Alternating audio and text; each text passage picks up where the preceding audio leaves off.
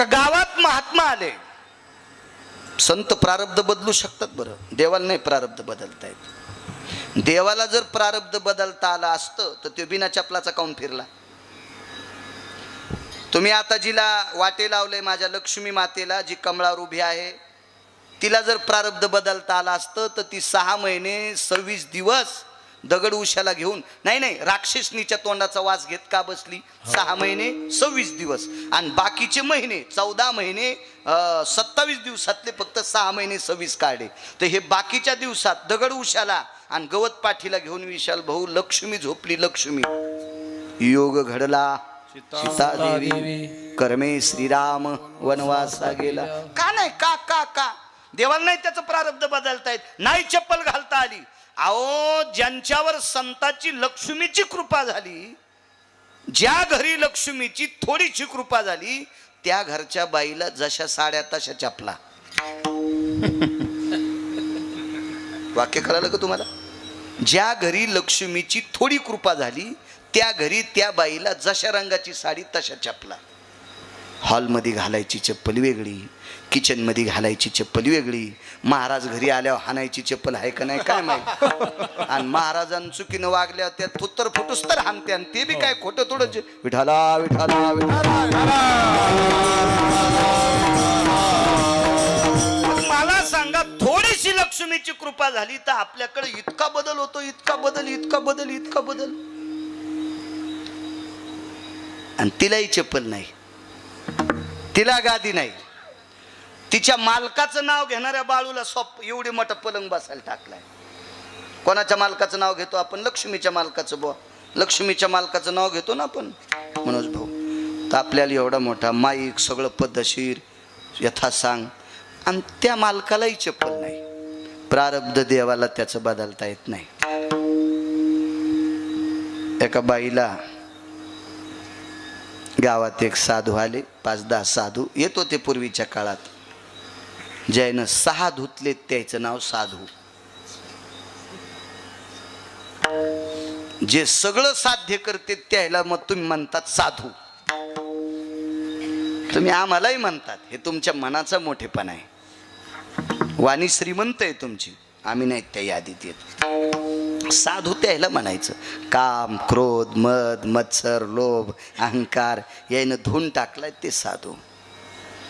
अशी साधू गावामध्ये मारुतीरायाच्या मंदिरात आली. प्रारब्ध बदलत असतात, संतांचे उपकार असतात. गावात आले, संध्याकाळची वेळ आहे. रात्रीच्या वेळेला काही मुख्य साधूंनी सांगितलं, अरे फार दूरचा प्रवास झाला रे, रस्त्यात गाव नाही, या गावात यायला किती वेळ झालाय. रात्रीची 11:30 वाजलेत, 11-11:30 वाजलेत. आता सगळी लोक झोपलेली असतील, आपल्याला काय भेटल. देवात आणि संतातला फरक सांगतोय. पण काही महाराजासोबत अशी काही माणसं येतं की त्यांच्यामुळं महाराज मोठा होतो. महाराजानं कमीपणा आणायचा नाही बरं. आणि असे काही माणसं येतं की महाराज त्याच्यामुळे भ्रष्ट होतो. अशा 14 व्याख्या आता. अशा काही महाराष्ट्रात मावल्या आता, नालायक नवऱ्याला सुद्धा मोठं करतात.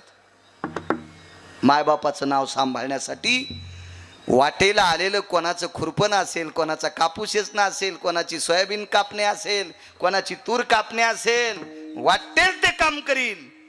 पण आपल्या मालकाचं आणि आईवडिलाचं नाव मोठं करण्यासाठी ती त्याला मोठं करते. अशा मावल्या 14 पैकी 2-3 व्याख्या 2 सांगितल्या तुम्हाला.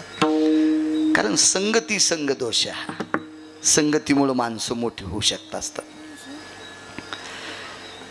तेवढ्या मोठ्या सात्विक महाराजांच्या सानिध्यात त्यांची शिष्य सुद्धा चांगली होती. नाही तर बरेच शिष्य असे असतात, गाडीत बसणार पण गाडी पंक्चर झाल्यावर ते झोपणार. ड्रायव्हर गाडी खोलायला, महाराज मोबाईलची बॅटरी लावायला. ड्रायव्हर थकला, महाराजांनी धोतर खोचलं, पुन्हा टायर खोललं, आणि हे नंतर उठले. हो कस काय हो, गाडी थांबल्यावानी झालती. हो अशीच थांबली होती, मधात सासरवाडी होती आमची. हा असं नाही, मी तुम्हाला नाही म्हणालो बापू, असं तसं. या बा लेकी बोले सुने लागे, असं काही बी अंगावर नाही करता घेतलं पाहिजे. नाही, मी असं सरळ सरळ सांगाल. मग रेडीमेड कपड्याचं दुकान आहे, मी कोणाला कशाला कपडे शिवू, आहे का नाही? असं होतं.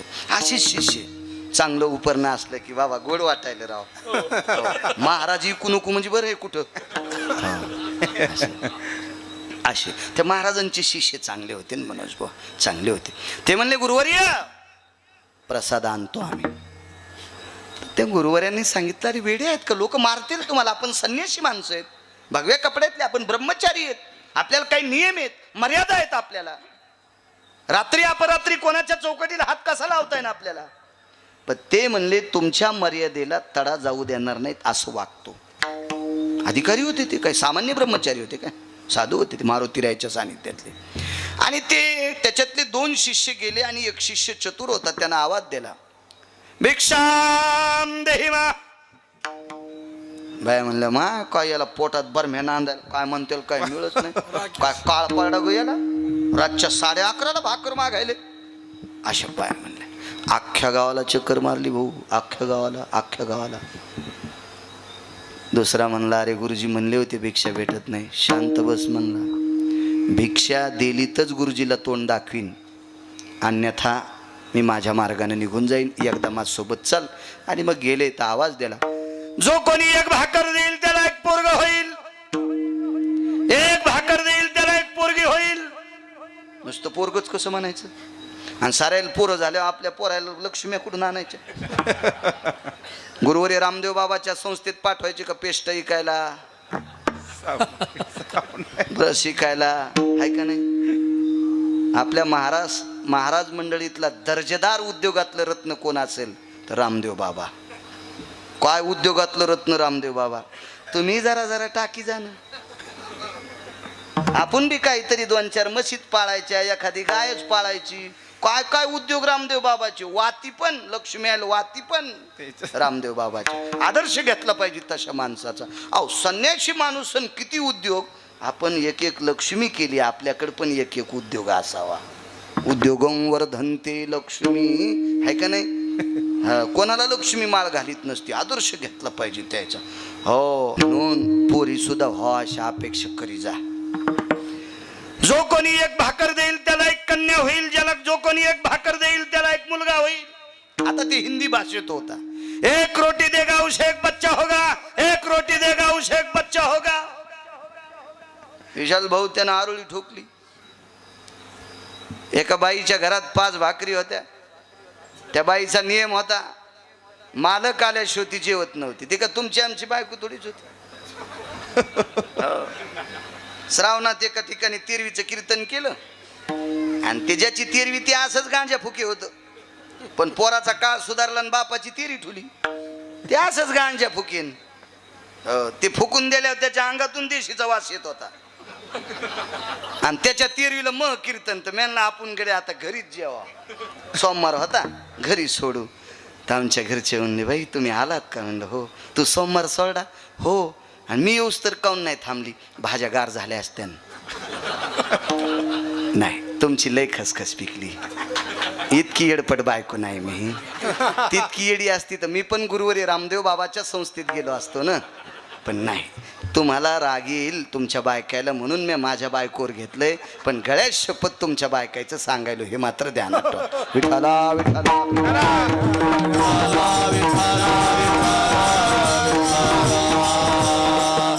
तुमच्या आमच्या बायका येतोय. एका निष्ठावंत वारकऱ्याची पत्नी होती. 5 भाकरी मालक येईन म्हणले, आले नाही. आपल्या बायका काय बाबा. एक जणाची इथं मनोज भाऊ आम्ही जेवायला गेलोत. अजून कीर्तन ते म्हणले या जेवायला गेलोत. उन्हाळ्याचे दिवस, कुरड्या पापड्या वगैरे सगळं, रस आंब्याचा रस होता, गावरान आंब्याचा.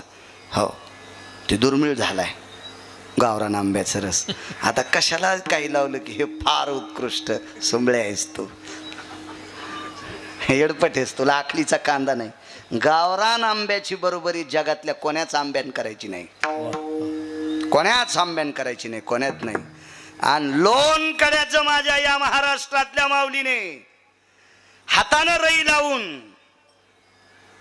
किंवा घरच्या गाईचं म्हशीचं मिक्सरवर दही हलवून त्याचं काढलेलं लोणी, स्वतःच्या चुलीवर किंवा गॅसवर कढवलेल्या लोण्याचं तूप जगातल्या कुठल्याच कंपनीच्या तुपानं बरोबरी करायची नाही.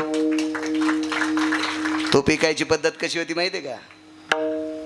घृतायो व्यापारयं तत्त्वबलेषु पारनिरोर सव्य भागानां यद्घ्रताति जायते न घ्राणमेवचम. जिनच्या पॅन्टीवाल्याला काय माती माहित नाही, तुम्हाला बी टिकलेवाल्याला काही माती माहित नाही. फक्त जुन्या बायकांना विचारा आणि जुन्याला विचारा, जुन्या म्हातारा. इथं असं तेल तूप लावायचे. वा वा वा वा वा बापू, हे मी नाही लिहिलेलं, मला फक्त वाचायचा नाद आहे. एखादा म्हणत असेल कशा ते, तू वाचव रे चोंबळ्या. विठाला विठाला विठाला.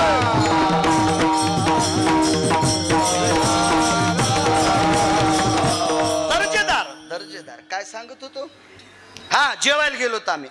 घरच्या गावरान आंब्याचा रस होता. आम्ही जेवलोत मस्त छान पद्धतशीर.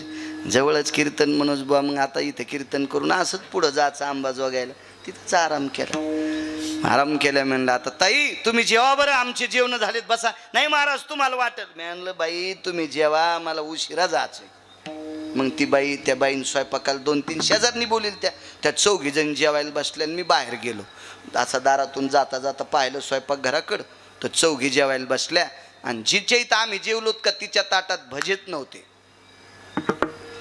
तर मी यजमानाला म्हणलं आम्हाला थोडे कमी वाढे असते तरी जमलं असतं, तुमच्या मंडळीच्या ताटात भजे नाहीत. नाही म्हणले महाराज ती आता खात नाही. म्हणलं का? ती तळतानाच खाती.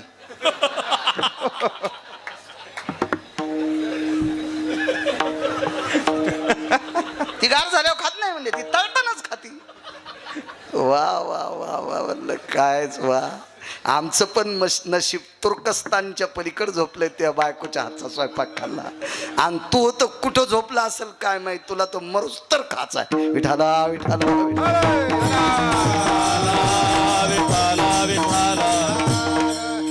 सात्विक बाई.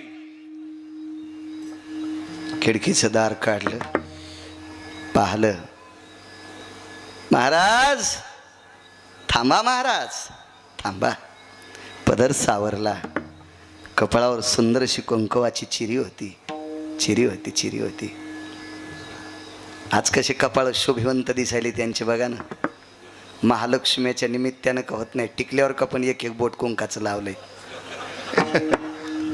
असंच तुम्हाला वाटू द्या, गिरगावच्या बाळ्याची शपथ आहे. टिकली लावा, मी नाही म्हणणार तुम्हाला कुंकू लावा, टिकली लावा. पण रोज टिकली लावल्याच्या नंतर लाकडाच्या बगव्यामध्ये ठेवलेल्या कुंकवाचं बोट टिकलीवर लाई जा. देवतरुयाम य तुलसी यत सर्वा पवित्रो भयजाया यत सर्वातिथिं कुंकुमार्जितं नैवं गांजाकसं लिखितं वेदाति मंत्रशक्ति भयव्याप्ति हो सर्वो ललाटं प्रपटले अर्जिवतं कुंकुमा सर्वस्थिता विलेपन सर्व सौभाग्यप्रदायिनी. हे कशासाठी? हे काय हे डोके गोळ्या संपलेल्या लोकांनी दिले काय? किती सुंदर कपाळ दिसते आज, किती सुंदर किती सुंदर. त्या टिकली का लाविनत, पण कुंकवामध्ये बोट बुडवायचं. समर्पितम देवतरु, हा म्हणजे तुलसी. एक बोट तिकडं करायचं आणि दुसरं बोट बुडवून, किंवा आपल्या घरामध्ये आपल्या सासूबाई आपल्या आजीबाई सुवासिन जर गेल्या असतील तर त्यांचं नाव घेऊन बगव्यात बोट घालून आपल्या कपाळाला लावायचं. कारण मालकाच्या अगोदर जाणारी स्त्री चंद्र सूर्य आहे तोपर्यंत ती सौभाग्यवती असते. चंद्र सूर्य आहे तोपर्यंत. त्याचे खूप शास्त्रात दंडक आहे. सुंदरशी कपाळावर कुंकवाची चिरी होती. आवाज दिला, महाराज. भाकरीचं टोपलं घेतलं,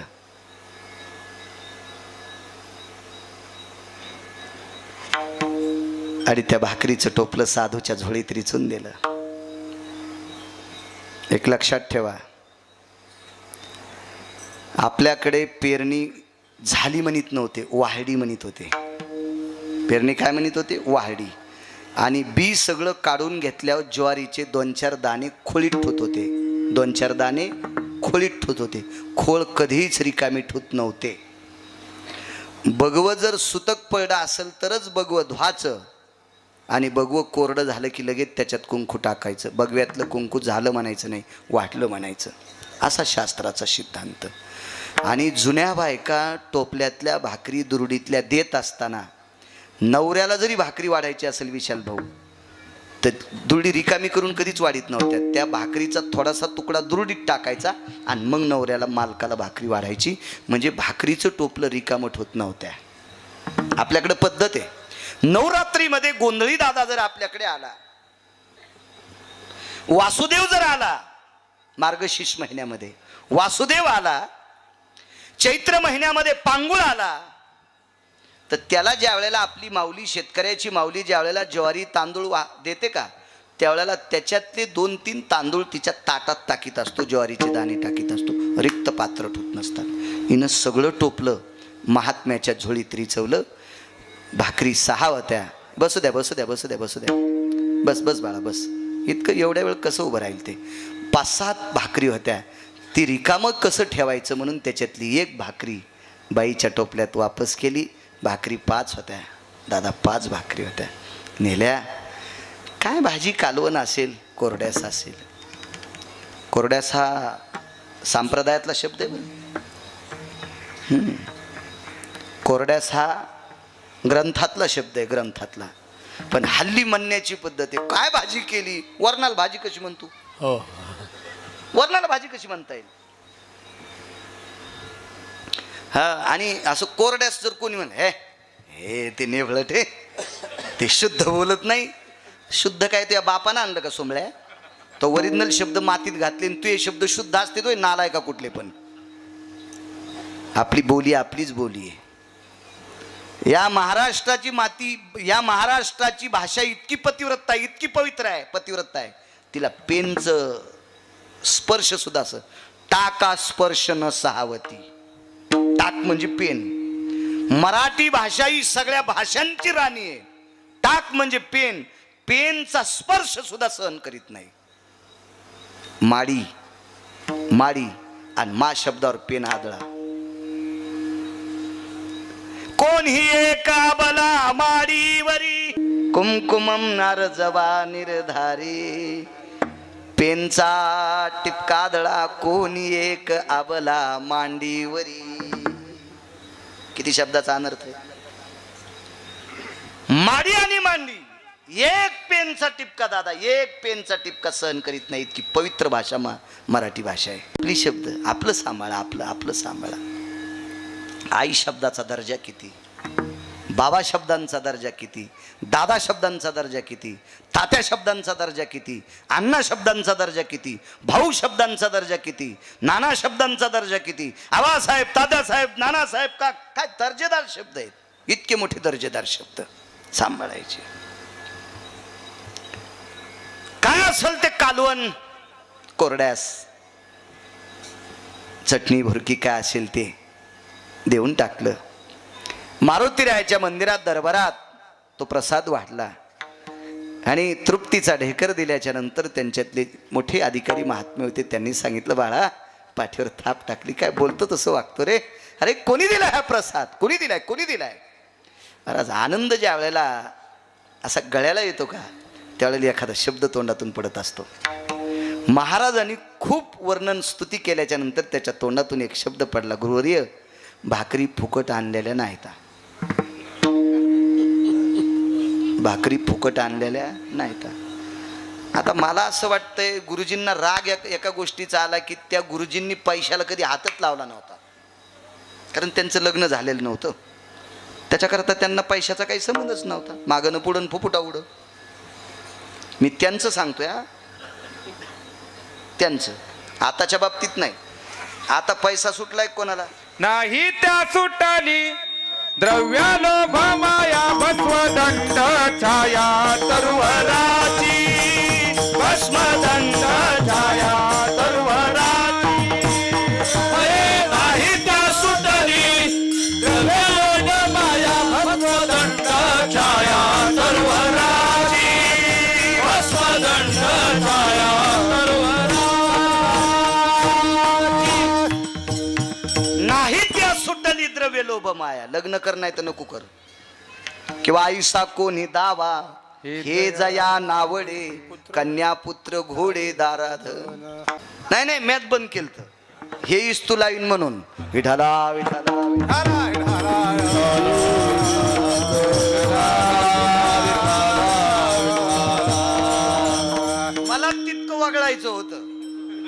हो, कारण हे तुमचे मोबाईल आहेत ना, हे चांगले तितके आणि मोकार बी तितकेच येत. याच्यात तुम्ही अख्खं जग पहा, चांगलं सापडेल आणि आगाव बी तितकेच हो. हे मोबाईल लय चुकलेत. कोणतं बटन दाबल्यावर काही येतं, कोणतं दाबल्यावर काही बाहेर जातं. भाडा भाडा भाडा भाडा भाडा भाडा. अवकाळी पाऊस पडल्यावर कसे नदीला पूर येते, तसा याच्यात पण पूर येतो. आपला पतिव्रता मोबाईल आहे, याच्यात काही येत नाही आणि याच्यातलं जात नाही. घ्याल पैसे नाहीत असं नाही बरं, सोन्याचं घेईन या. मला एक वाटतंय, नवरा जर व्यवस्थित किराणा आणीत असेल, सणावाराला पत्नीची सगळी प्रतिष्ठा सांभाळीत असेल, तर माहेरात गेल्यावर तिने आईला म्हणायचं, आई माझा नवरा मला देवासारखा भेटलाय, असं म्हणावं का नाही पोरीनं. इतका नवरा चांगला असल्या भीती म्हणती, बाई मेल्याच्या संसारात इतकुस सुख नाही.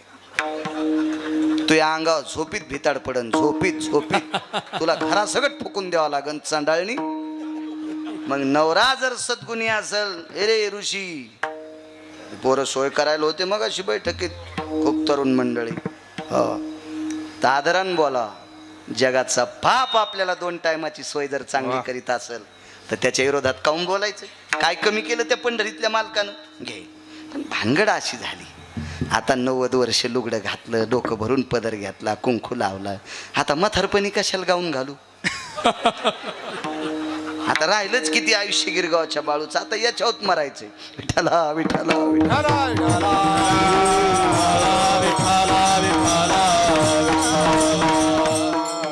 फुकट भाकरी नाही आणलं, पैसे नव्हते. गुरुवारे म्हणले, काय दिलंस.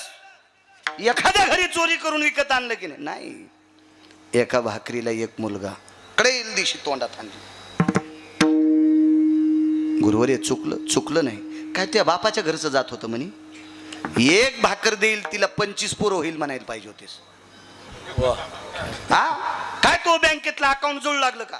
त्याच्या कशाचे अकाउंट आले त्याला. ते बैता पाणी फिरता साधू, जिथं मुक्काम करतील ती त्यांचं गाव. निघाले पुढं, करतल भिक्षा मागणारी लोक होती ती. ठीक आहे म्हणले. कालांतरानं त्या गावात देवर्षी नारद आले. प्रारब्ध बदलायची ताकद संता, त्याच्यावर बोलतोय. देवर्षी नारद आले, लेकरं खेळत होते. नारदाने विचारलं, आई साहेब कोणाची आहेत. माहेत नारदा, माझे आहेत.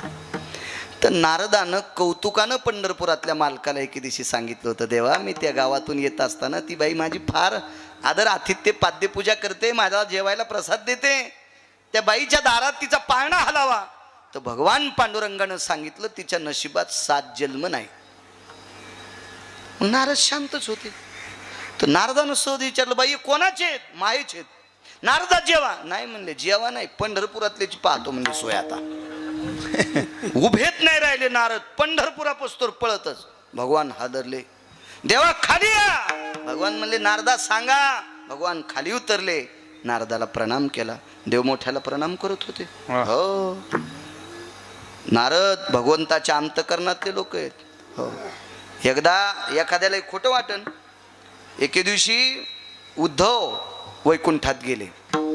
तर उद्धवाला कधी पण वैकुंठ उघडं होतं, पण भगवान ज्या वेळेला पूजेला बसायचे का त्यावेळेला उद्धवाला प्रवेश नव्हता. आईसाहेब थांबायच्या किंवा गरुड थांबायचे. नारद आले त्यांना प्रवेश नाही, उद्धव आले त्यांना प्रवेश नाही. कोणी महाराज येऊ ती देवपूजा करेपर्यंत प्रवेश नाही. मग एके दिवशी नारदाने, उद्धवाने, अजून काही लोकांनी एक अशी मीटिंग भरवली. देवपूजा करत असताना आईसाहेबाला न जुमानता मधात प्रवेश केला. तर नारदाच्या मूर्तीवर अभिषेक चालू होता. अभिषेक चालू होता नारदाच्या मूर्तीवर. उद्धवाच्या मूर्तीला चंदन लावित होते. त्यावेळेला नारदाला आणि उद्धवाच्या लक्षात आलं, एवढ्या वेळात आपल्याला प्रवेश नाही. याचं एकमेव कारण आहे, भगवंत आपली पूजा करतोय. देवाला संत आवडतात संत. प्रणाम केला. या नारदा. काय झालं नारदा, का रागावले. काय म्हणे देवा, अहो 10-15 वर्षापूर्वी मी तुम्हाला सांगितलं होतं त्या बाईली एखादं लेकरू द्या. तुम्ही म्हणले 7 जन्म नाही, तिच्या इथं 5 खेळतेत. तर भगवान म्हणले, नारदा त्या बाईचं प्रारब्ध बदलायची ताकद माझ्यात नाही.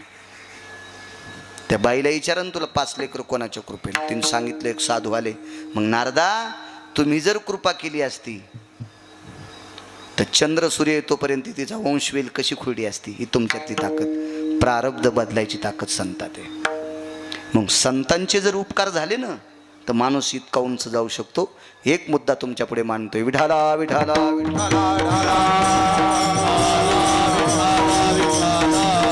एकच मुद्दा आहे का? वाल्या नावाचा व्यक्ती, मला असं वाटतंय माझ्या माईंनो, मावल्यांनो, सात्विक, सदाचारी, पुण्यशील या भारत देशातली संपत्ती म्हणजे या देशाची स्त्री आहे. राज्यराणी व संपत्ती या देशाची स्त्री आहे. या देशातल्या सर्व सात्विकांना 9 महिने पोटात ठेवून प्रसवणाऱ्या तुम्ही आहात. रत्न आहात तुम्ही, रत्न या देशातलं, रत्नांना जन्म देणाऱ्या महारत्न आहात. तुम्हाला सांगतो माझ्या माईंनो, वाल्याला त्याची बायको सुद्धा वाल्मिक म्हणत नव्हती. मला काही पुराणात हा उल्लेख आढळलेला नाही, पण मी मोठ्यांचं मानतोय.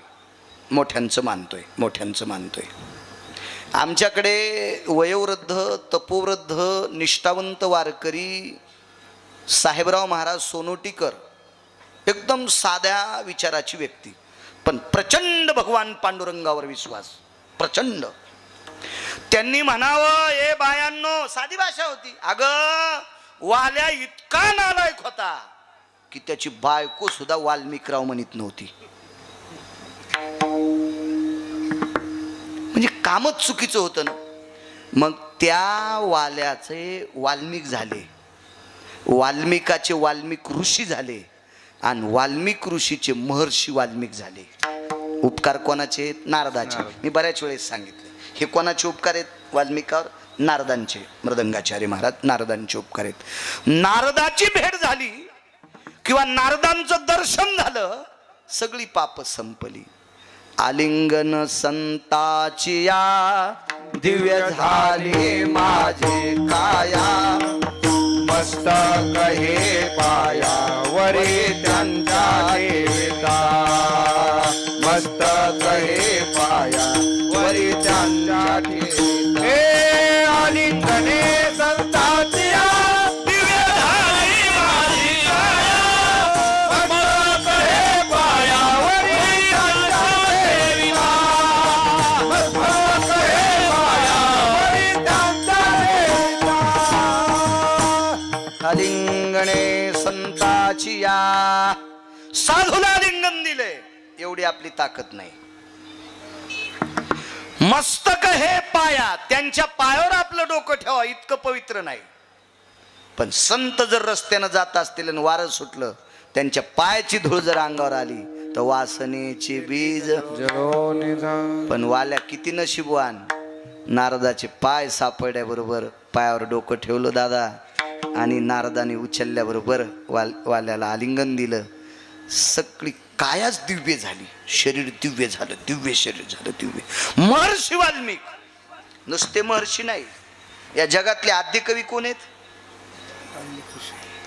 कवी वाल्मिका सारिखा मान्य ऐसा. काय सांगू आता संतांचे उपकार, काय सांगू, किती उपकार आहेत संतांचे. कवी वाल्मिका सारिखा मान्य ऐसा. आद्य कवी आहेत वाल्मिक ऋषी, फार मोठे कवी, प्रचंड विद्वान. काय कवी, कवित्व. रामायण ग्रंथ लिहिला, रामायण ग्रंथ लिहिला. आणि काय प्रभूचं चरित्र, काय मर्यादा पुरुषोत्तम प्रभू रामचंद्राचं चरित्र, किती चरित्र, किती चरित्र, किती चरित्र. वाह वाह वाह वाह वाह. हा ग्रंथ किती गोड आहे, का याच्यातला भाव किती श्रेष्ठ आहे, हे तपासण्यासाठी विश्वातल्या 1 नंबरच्या संन्याशाकडे दिले विशाल भाऊ. त्या संन्याशाचं नाव आहे मारुतीराय. आपल्याकडे सुद्धा एखादं पुस्तक जर छापलं ना तर त्याच्यावर आशीर्वाद म्हणून असते मोठ्या लोकांचे, मोठ्या लोकांचे. आता उदाहरणार्थ मी जर पुस्तक एखादं पारमार्थिक क्षेत्रातलं छापलं तर मी एखाद्या वेळेस आदरणीय गुरुवर्य तात्यांना म्हणावं, बंडा तात्यांना, तात्या बघा बरं हे बरं आहे का. गुरुवर्य घुले बाबांना म्हणावा, गुरुवर्य उल्हास बाबांना म्हणावा, अशी काही संस्थेतली एक आधारीव रत्न आहेत की ज्यांच्यामुळं आपण परमार्थ करतो.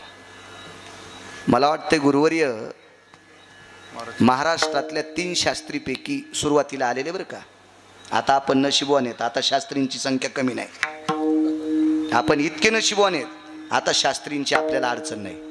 पण सुरुवातीला महाराष्ट्रात 3 शास्त्री आले, जगन्नाथ अण्णा पवार, तुकाराम महाराज महामुनी आणि आपला मराठवाडा इतका पुण्यवान आहे. आपल्या मराठवाड्यात एक शास्त्री आहेत, प्रल्हाद शास्त्री दैठणकर.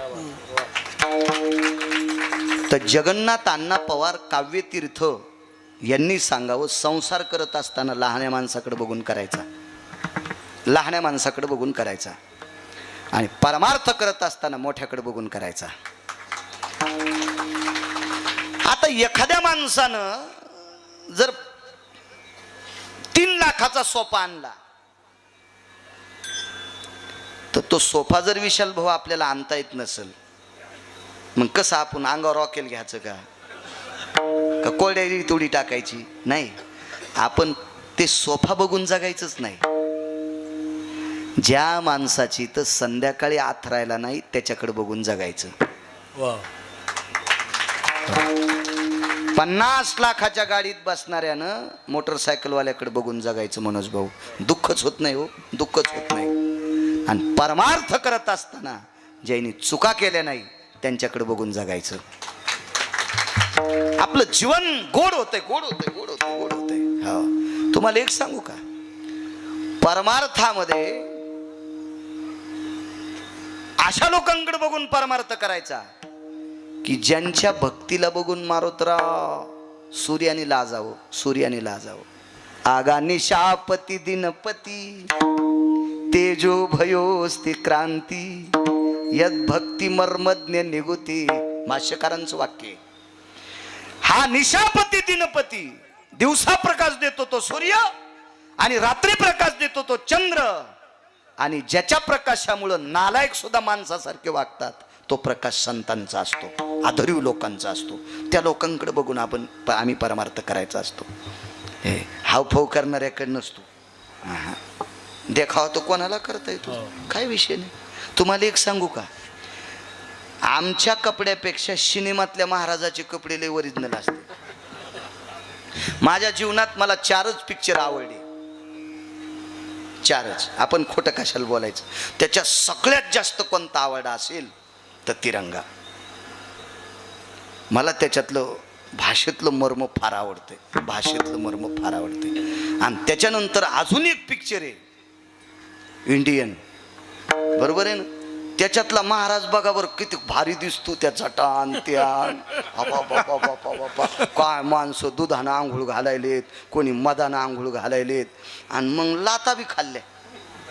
म्हणजे मला एक म्हणायचं की डेकोरेशन मध्ये दिसणारी ही याच्यावर भुलायचं नसतंय.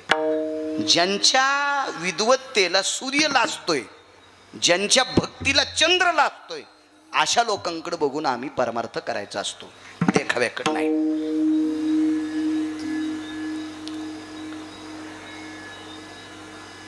मोठ्यांकडे तपासायला दिला.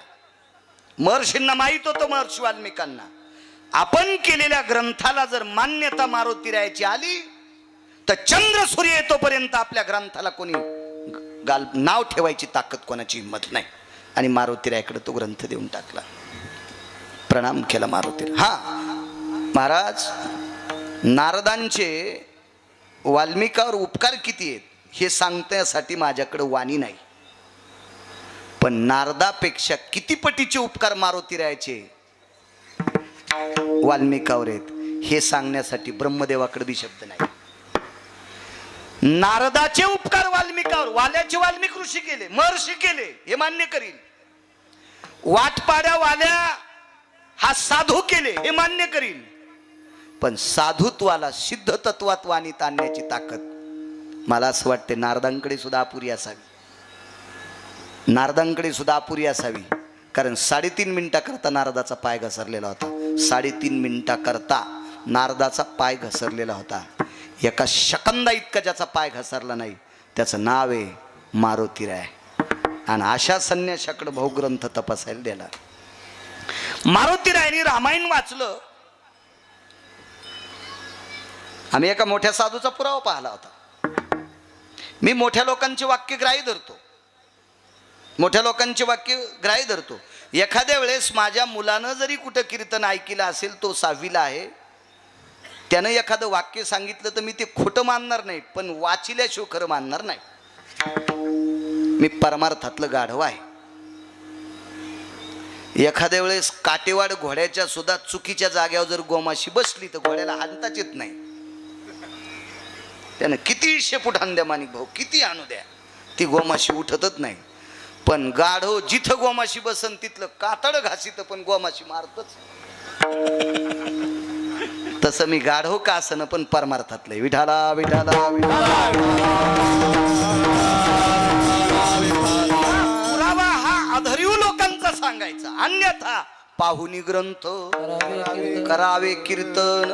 एक तर पाहून वाचून सांगेल, अन्यथा टोकाला गेलेल्या देवमान्य लोकांचं वाक्य सांग. पुढे गेले त्याचा शोधित महाराज, पुढे गेले त्याचा शोधित महाराज. क्या बात है? पुढे गेले त्याचा शोधित महाराज, पुढे गेले त्याचा शोधित महाराज, पुढे गेले त्याचा शोधित महाराज, पुढे गेले त्याचा शोधित महाराज, पुढे गेले त्याचा शोधित महाराज,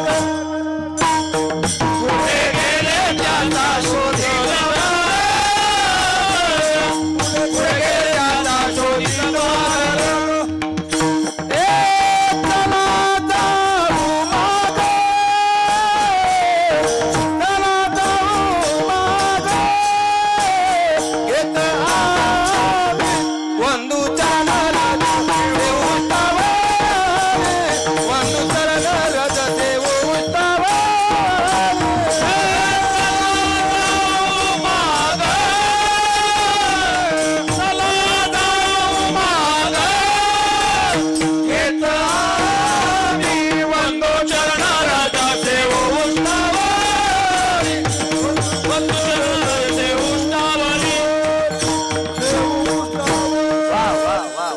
गोड पुरावा. ते बऱ्याच वेळेस असा एखादा पुरावा माझ्या कीर्तनात देत असतात. आगाव महाराज, त्याच्यामुळे मी त्यांना मामा म्हणलं मगाशी.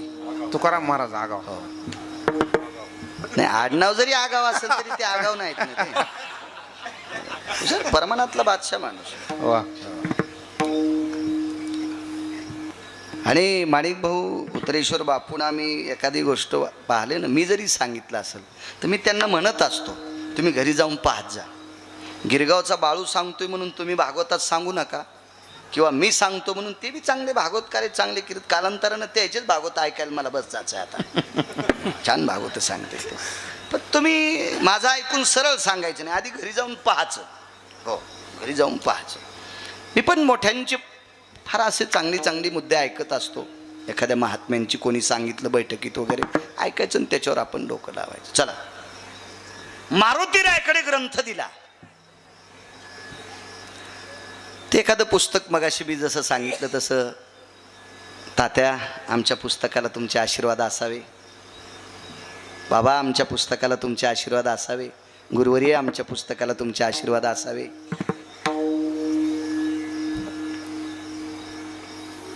मला पुराणातला असा मधला गोडवा 2 लोकांचा आवडायचा. एक मी ज्यांना पाहिलं नाही ते माधव महाराज मगर सुरजखेडकर, आणि ज्यांची किमान 20 ते 25 फक्त पंढरपूरला प्रवचन ऐकली आणि कीर्तन 2च ऐकली, असे धर्मभास्कर वक्ते बाबा.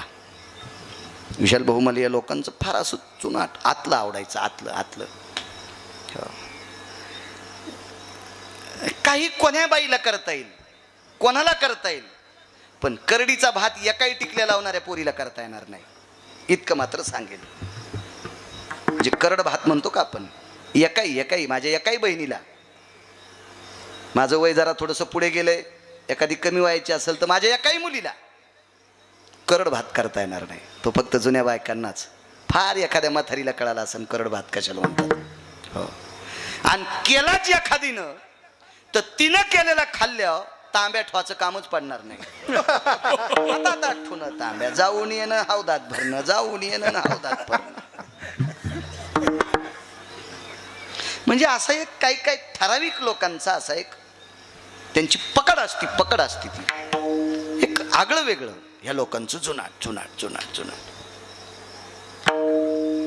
मी एका व्यक्तीच्या मुखारविंदातून 40 मिनिटं रावण ऐकला. 40 मिनिटं रावण 40 मिनिटं.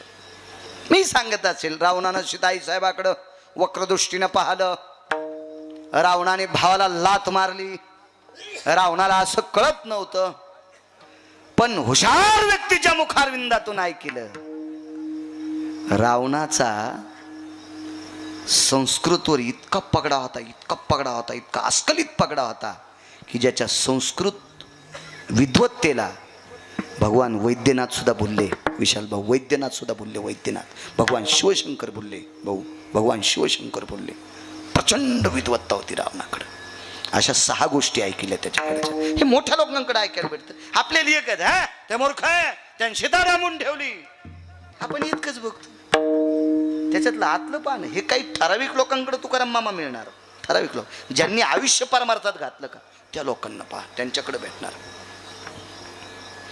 मी दुर्योधनाच्या बाबतीतला एक मुद्दा मी पाहलं नाही. वारकरी संप्रदायातले आधारवड श्री गुरु बंकट स्वामी महाराज यांनी दुर्योधनाच्या बाबतीतला एक मुद्दा सांगितला होता की दुर्योधन 3.5 वज्रापैकी एक वज्र आहे.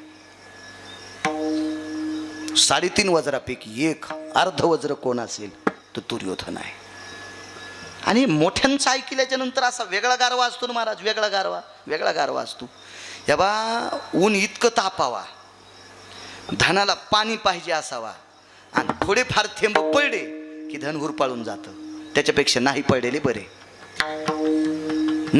बरे. मग ओतप्रोत पाऊस झाला की ते धन असं लसलशीच होतंय, आणि थोडेफार पडे थेंब आणना ते धन करपून जातं. म्हणजे विद्वानाचं ऐकल्याच्या नंतर आपली बुद्धी लसलशीत होती, आणि भंगिऱ्याचं ऐकल्यावर आपल्याला वाटतं दही खाऊ, भाता का लिंबू पिळू. अरे दही नसल्यावर लिंबू पिळीत असते सुंबळ्या. ताजं दही असल्यावर बी तू दही पिळलं लिंबू पिळलं, तुला माणूस म्हणावं का कुत्र रे? तू नालायक आहे. राम लक्ष्मण हे दोघे बंधू जेवायला बसले, दही भात लिंबू तुझ्या तोंडात रुमणं ठोकायला पाहिजे. नाही गेलं तर हातोड्यानं हाणायचं, निकून काढायचं. विठाला परमार्थात चुकीचं बोलणारी माणसं ही त्याच्या घरासाठी घातक नसतात, ती गावासाठी घातक नसतात, ती तालुक्यासाठी घातक नसतात, ती अख्ख्या सनातन संस्कृतीसाठी घातक असतात. मोटरसायकलचा ड्रायव्हर 2 लोकांसाठी किंवा 3 लोकांसाठी घातक असेल. जीपचा ड्रायव्हर भाऊ 10 लोकांसाठी घातक असेल किंवा 12-13 लोकांसाठी घातक असेल. एसटीचा ड्रायव्हर 55 ते 60 लोकांसाठी घातक असेल. रेल्वेचा ड्रायव्हर 1000 लोकांसाठी घातक असेल. वक्ता अब्जावधी लोकांसाठी घातक असतो. कारण आमच्यावर विश्वास असतो. मगाशी बायकांना महालक्ष्मीच्या बाबतीत सांगितलं, अनुराधा नक्षत्र तुमच्या परिसरातल्या भूदेवाला ग्राम जोशीला विचारायचं, अनुराधा नक्षत्राचा पर्वकाळ कधी आहे. त्या पर्वकाळावर लक्ष्म्याचा डब्बा उघडून लक्ष्म्या एका ताटात राशी ठेवायची, आणि त्या राशीत लक्ष्मी ठेवून तिला हळीत कुंकू लावणे म्हणजे तिला आमंत्रित करणे ही पद्धत आहे. दिवा लावून असं विचारून लक्ष्मी आमंत्रित करायच्या. आणि वाटे लावायची पद्धत आपल्याकडे. मगाशीच मला एक जण म्हणला, आता उतरायच्या कधी? आम्ही ज्यांच्याकडे बसलो त्यांना सांगितलं पर्वकाळ आधीच होता उतरायचं, काय ताण नाही, तुम्ही उतरल्या त्याबद्दल काय दुःख नाही, पर्वकाळावर उतरायच्या कधी? तर आपलं कसं असतंय, आमक्याची बाई पाहून जाईन तेव्हा उतरायच्या. वैकुंठात लक्ष्मी झोपली तरी फलाण्याची बायको पाहायलाच आली नाही, आणि तरी तू ही लक्ष्मी उभीच. तिला हाडाच्या डॉक्टरकडे न्यावं लागन मनके नीट करायला त्या लक्ष्मीला. याच्यावर नसतंय. शास्त्र म्हणेल ते सांडावे, ते राज्य ही तृण मानावे. आपल्या संप्रदायाचा नियम आहे महादेव भाऊ. कोणाचं नसतं ऐकायचं, पुराणाचं ऐकायचं असते. चला ग्रंथ तपासायला द्याला इथपर्यंत आलो ना. मारुती रे काय सांगू आता, संता चूप करा, एवढ्यावर समाधान माना. बा तुम्ही म्हणताल पाळी लय मोठी एक जणांनी घेतली, त्यानं लय मोठी घेतली पण फटे पाळले. त्यानं लय घेतली पण बेटी नाही काढ्या. मग पाळी 2च पाटे होईल, पण मी शेल्याहून माती काढली. इतकं मात्र कौतुक करा ना, हाय का नाही? शेल्याहून माती पाडी असं कधी कधी आऊ थांबणाऱ्याचं भाई का नाही. एक जण म्हणला बाबा आमचा काय गडी आहे बाबा, दूध वायात जाऊ देत नव्हता. हा म्हशीचं दूध काढताना बकिटातलं दूध सडायला लाईत नव्हता. हो. म्हणजे इतका गडी मालकाच्या हिताचा होता, दूध लाईत नव्हता म्हशीच्या स्तनाला, तोंडातलं पाणी लाईत होता. पण म्हशीला 2-2 दिवस पाणी पाजित नव्हता. काय करायचा देव मोकाऱ्या गडी तसा. मला माफ करा, तुम्ही म्हणताल एकाच याच्यावर कसं काय, मला तितकंच येते असं बी समजा. आमच्या हौदात तितकंच पाणी असेल समजा. नाही रिकामा हो देणार हौद. हा हा, ज्या दिवशी हौद रिकामा होईल त्या दिवशी पंढरपुरातल्या मालकानं भरपूर जमीन दिली, तीच खुरपीत राहायचं. विठाला विठाला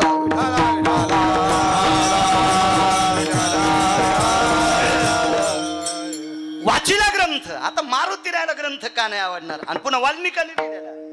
मारुती रायाने रामप्रभूचं भजन हलकटानं केलं तरी आवडलं. मारुती रायाला भजन रामप्रभूचं मनोज दादा हलकटानं केलं, हलकटानं. काल नेहमी कसा होता बापू, काल नेहमी खरा महाराज होता का. ग्रंथ चालू होता मग मी होय ऐकत होतो.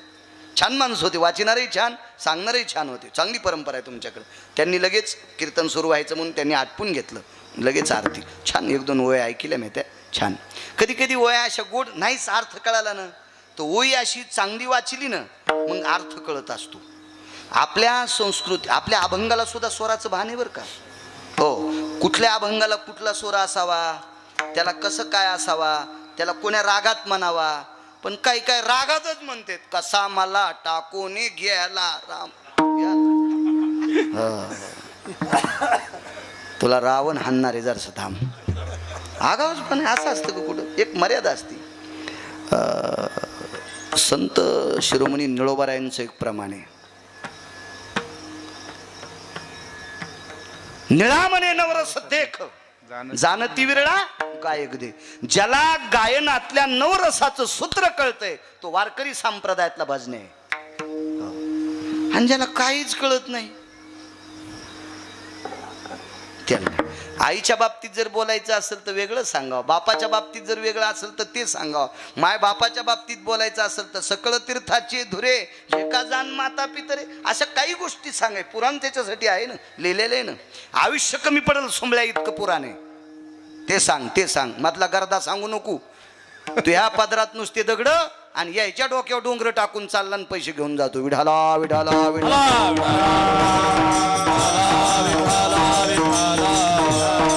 चुके चुके. तुम्हाला एक सांगू का, तुम्हाला वाटतंय का लोकायला भुलीलं म्हणजे आपलं कल्याण आहे? पाप लागते पाप. तुम्हाला चुकीचं सांगणं आज मजा वाटते, आज मजा वाटती. पण ज्या वेळेला दक्षिणेचा मालक असा काठीला तेल लावून येतो का निबर ढक काठीला असा तेल लावून येतो का, त्या दिवशी ती काठी चमकल्या असं कळतं, अरे बाप रे आपण लय येडेवानी बोललोत कीर्तनात. माणिक भाऊ कीर्तनात, बताने भाऊ तुम्ही लय दाड येते. कीर्तनात सटाक्या हाणल्या की यम सटाक्या हानीत असतो. पण मंडपाला झालर किती आहे तितक्याच. वरचीला झालर म्हणायचं, याला काय म्हणायचं खालच्याला पडदा. पडदा आहे का नाही. मग ती खाली आला की पडदा, झालर गेली मातीत. मर्यादा असली पाहिजे. चला हे बा, मिठाशिवाय एकही पदार्थ चविष्ट नाही, पण मीठ जास्त घातल्यावर बी खावा वाटत नाही. हो असं आहे ना विशाल भाऊ, त्याला मर्यादा आहे ना, मर्यादा सांगितली. ह्या बा लोणचं उन्हाळ्यात दिलं की चव येते, आणि तेच लोणचं जर वरणा इतकं वाढ भाऊत, हात धुणं रुमाल संगत ठेवणं सर्दी होईन का नाही. मर्यादा असते, मर्यादा असते, मर्यादा असते. चला मग नालायकानं रामप्रभूचं चिंतन उलट सुलट केलं तरी मारुती रायाला आवडलं. मारुती रायानं 14 वेळेला प्रणाम केलता. काल नेहमीला 14 नुसती स्तुती. शिरसा स्थिर हृदयो यज्जायते नाम हृदया भयानाम शिरसा तिजायम. माझ्या नाथबाबांनी केलेलं रामायणात पाहू नका ते. दुसरीकडे बघा, दुसरीकडे बघा, दुसरीकडे बघा. रामायण फार आहेत, हा रामायण. मारुती रायानं 13-14 वेळेला काल नेहमीला प्रणाम केला. कळाल्यावर एका लातात मारला तू भाग सोडून द्या. मोठ्याला सगळंच करता येत असतं. पण नालायकानं प्रभू रामचंद्राचं वर्णन केलं तर मारुती रायाला आवडत होतं. तर महर्षी वाल्मिकानं केलेलं का नाही आवडावं. वा वा. ग्रंथाच्या 2 प्रक्रिया सांगतो, बाकीच्या राहू द्या. पहिली प्रक्रिया, ग्रंथ विशाल भाऊ वाचिल्याच्या नंतर हृदयात लावला. आणि दुसरी प्रक्रिया, ग्रंथ डोक्यावर घेतला मारुतीरायाने आणि नाचू लागले. बस झाल्या 2 प्रक्रिया. एक एक एक एक हृदयाला लावला आणि दुसरी डोक्यावर ग्रंथ घेतला आणि नाचू लागले. महर्षी वाल्मिकाच्या लक्षात आलं, आपण जिंकलोत, आपण जिंकलोत, आपण जिंकलोत. आपण केलेला ग्रंथ सर्वश्रेष्ठ आहे. मारुतीरायाला आवडला. आणि आश्रमातून मारुतीराय निघत असताना, मारुतीरायाला वाटे लावत असताना मारुतीरायाने हाताला स्पर्श केला आणि सांगितलं, महर्षी वाल्मिक, एके दिवशी मी लिहिलेलं रामायण पण वाचायला या. काय सांगू आता संताची उपकारा, मी लिहिलेलं रामायण सुद्धा वाचायला या. मनोज बुवा, मग मात्र अंगावरच्या एका रोमातून घाम निघला वाल्मिकाच्या. अरे बापरे, आपल्या रामायणाला मान्यता देणारे मारुतीराय यांचं रामायण किती श्रेष्ठ असेल विशाल भाऊ. पण वाल्मिकांचं रामायण हे ध्वजपत्रावर लिहिलेलं होतं. ध्वजपत्र. जिनच्या पॅन्टीवाल्यांना, हे ऋषी तुम्हाला माहीत नसेल एखाद्या वेळेस, हे तरुण भाई तुम्हाला माहीत नसेल, पण जुन्या म्हातारीला आणि जुन्या या अण्णासारख्या वयस्कर लोकांना विचारा, विशाल भाऊ तुम्हालाही कळत असेल, काशीचे कापडी आपल्याकडे ज्या वेळेला येत होते का, काशीचे कापडी, त्यांना ठराविक गावं होते, त्याच्या 4-4, 5-5 गावाची त्यांना ती बांधिलकी असायची. आणि तो कापडी भाऊ आपल्याकडे आल्याच्या नंतर आपल्याला जो गोड मुरमुऱ्याचा प्रसाद देत होता का, तो ध्वजपत्रावर टेकून देत होता.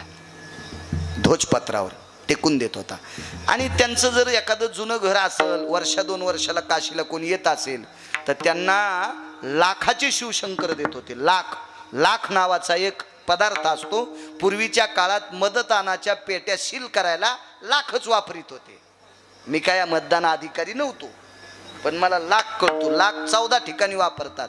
शहाणा सोनार मणी दबू नये, गळ्यातले बायकांचे मणी असे दबू नये म्हणून त्याच्या मधात लाख घालीत होता. लाख. आणि ते पेट्या भाऊ पॅक करायला ते लाख असा मेणबत्तीवर वितळायचा आणि असा लावायचा.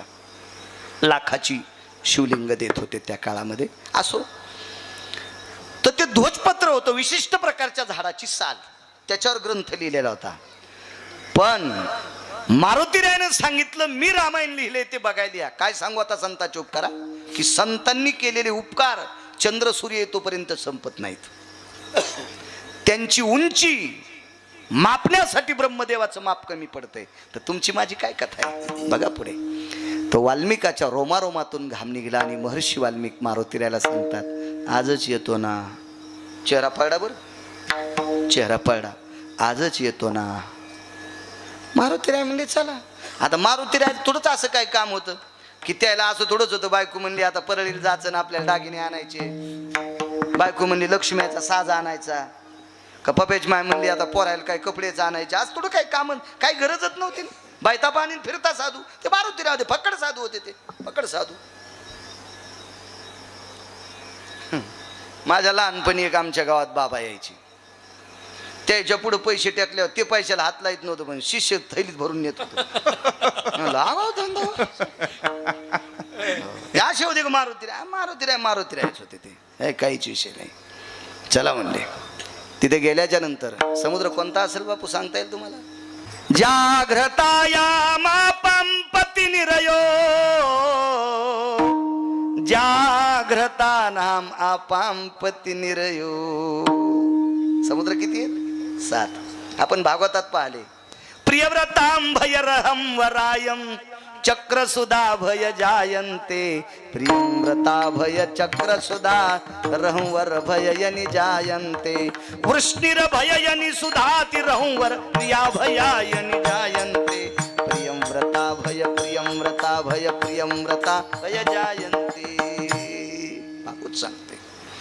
प्रियव्रत नावाचा राजा ज्या रथात बसला, त्याचा रथ ज्या ज्या दिशेने गेला, प्रियव्रत.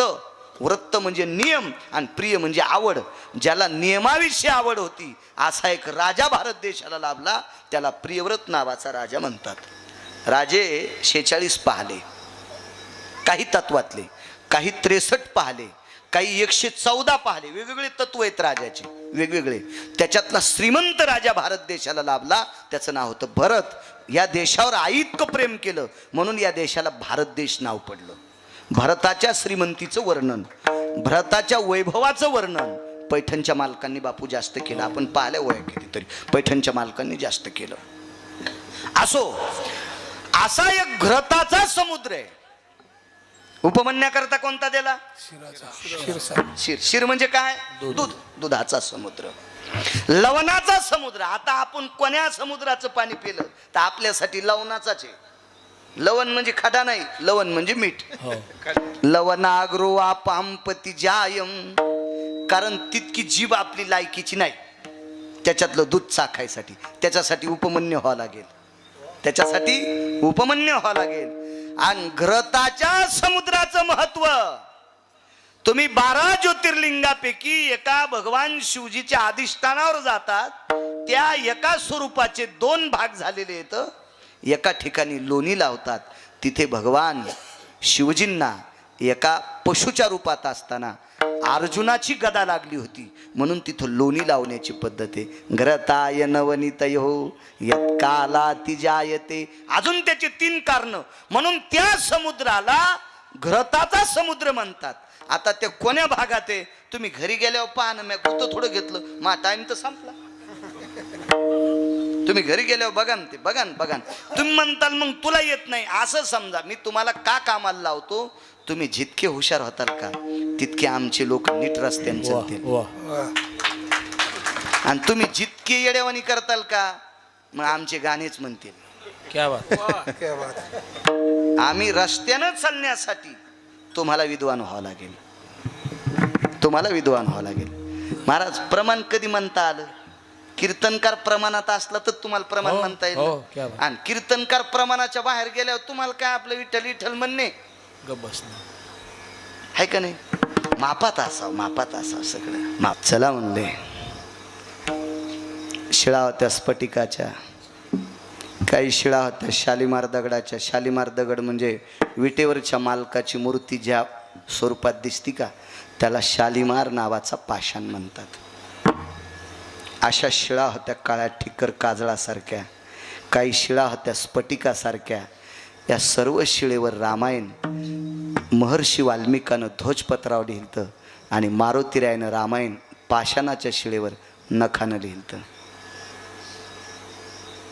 काव्यास्तुत्य सर्वानां नारायणो नखाग्रेषु. पुढं 3 वया इतक्या सुंदर आहेत बापू, इतक्या सुंदर, इतक्या सुंदर, हृदयाला असा पाझर फोडतेला अशा वयात. काय मोठ्या लोकांचं वाक्य असतं महाराज. काही लोक, काय विद्वान, चक्रांकित महाराज, धारुरकर शास्त्री. हा पुरावा सगळ्यात जास्त टोकाचा कोणी सांगितला असेल तर रामचंद्र महाराज, डोंगरोजी महाराज त्यांनी सांगितला. फार मोठा पुरावा याचा, असा अस्खलित पुरावा, अस्खलित पुरावा. भागवतातलं मर्मज्ञ होते. गुरुवर्य रामचंद्र महाराज भागवत सांगत असताना उन्हाळ्याच्या दिवसात जर गरमी होत असेल तर समोर ठेवलेला वाटीतला रंगनाथ त्यांना वारं घालीत होता. वाटीतला गोपाल कृष्ण त्यांना वारं घालायचा. एवढे इतकं विद्वत्तान, एवढं वागणं, परमार्थातलं पोषक रत्न. आणि त्या पाषाणाच्या शिळा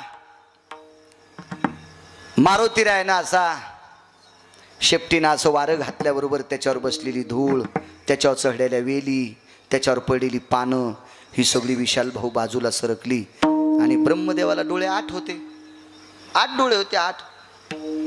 आपल्याला 2 आहेत म्हणून चष्मा लागला. त्याला 8 होते ना, इतके कसे कामाला येते ना. चष्मा लावला आपण. एक जण मला म्हणला, बाळू महाराज हे कानाच्या छिद्रातून आवाज येतो, मग हे कशाला दिले भाकरी, हे असे फालके कशाला दिले, फालके कशाला दिले. तर मी म्हणलं चष्मा लागल्यावर अडकवायला दिले. नाही, चष्मा लागल्यावर हे जर नसतं तर खोट्या ठोकल्या असत्या का? आणि खोट्या ठोकल्या आवाज कशाचा आला असता? देवानं जे जे दिलंय ते फायद्याच दिलंय हो. हे हो. आणि तुम्ही बघा ना, देवाने असे कान दिलेत. तुम्ही आंघोळ करताना पाण्याचा शिपका हाना, मधात पाणी जात नाही, पाणी जात नाही. ते जिलेबीच्या येड्यावानी आतून आतून अशी अटळे. काय हुशार देव. नाही तर असा पाण्याचा शिपका हाणल्यावर इकून पाणी गेलं असतं, इकून आला असतं. काय त्याचं एक एक काम, काय डोक्याचं जीव, सगळ्या गोष्टी काय देव देवच त्याला देव म्हणतात ना. जगात कान मोठे दिले फक्त गणपती बाप्पाला, पोट मोठं दिलं गणपती बाप्पाला. आणि गणपती बाप्पाचे सगळ्यात जर इंद्रियात लहान काय असेल तर डोळे आहेत. डोळे. मोठ्यांचं वाक्य सांगतोय, मारुतीरायाचे डोळे इतके लहान आहेत, सगळ्यातलं सगळं पाहतात. मारुतीराय आपल्या याचे गणपती बाप्पाचे, गणपती बाप्पाचे इतके कान, ते मारुतीरायचं आठवायलेत ना, चरित्र त्यांचं चालू होतं ना. गणपती बाप्पाचे कान भाऊ इतके मोठे आहेत, इतके मोठे आहेत, भंगिऱ्याचं पण ऐकून मधात ठुतेत आणि ह्या पोटात साठवितेत आणि मग खरं काय ते ठुतेत आणि खोटं फेकून देतात. म्हणून तो महाभारत लिहिण्यासाठी गणपती बाप्पात निवडले होते. श्रीमूळ वेद व्यास भगवान, 1.25 लक्ष भारत केले निर्माण. तया प्रति प्रश्न केला जन्मे जयान, समूळ सांगा मजला पूर्वज कथन. जय देव जय श्री पांडवा, धर्म भीम अर्जुन नकुल सहदेवा. गणपती बाप्पाला महाभारत लिहिण्याचा 18,000 श्लोकाचा संपूर्ण 1.25 लक्ष श्लोकाचा, हे भागवताचे श्लोक झाले. 1.25 लक्ष श्लोक लिहिण्याचा मान, कारण त्यांची दृष्टीच इतकी गोड होती, कानच इतके व्यापक होते. हा, जो नाही आवडला तो श्लोक बाजूला फेकला.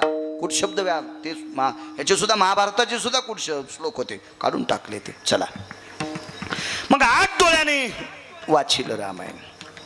पण ब्रह्मदेवाच्या लक्षात आलं, आपण लिहिलेलं रामायण मारुतीरायानं छातीला लावलं, डोक्यावर घेतलं, काय काय केलं. पण हे रामायण ज्या वेळेला लोक वाचतील त्यावेळेला आपल्या रामायणाला कवडीची किंमत राहणार नाही. हे कोणाच्या लक्षात आलं माहिती आहे का? महर्षी वाल्मिकाच्या. महाराज महर्षी वाल्मिक हे संसारिक होते.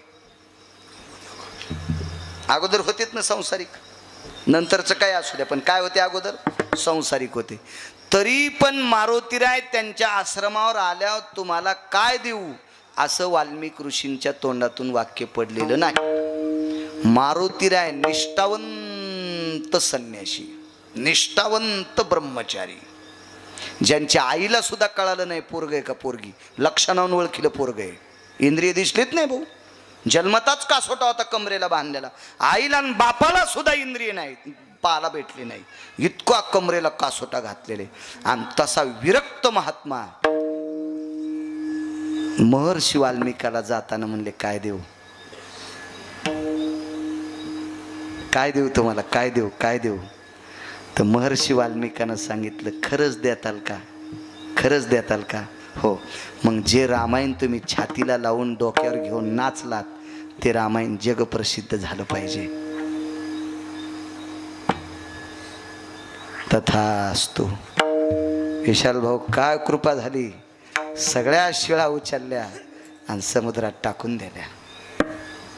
सगळ्या शिळा उचलल्या आणि समुद्रात टाकल्या. जर मारुतीरायनं या रामायण लिहिलेल्या शिळा टाकल्या नसत्या तर महर्षी वाल्मिकाने केलेल्या काव्याला एका तिला इतकी किंमत राहिली नसती.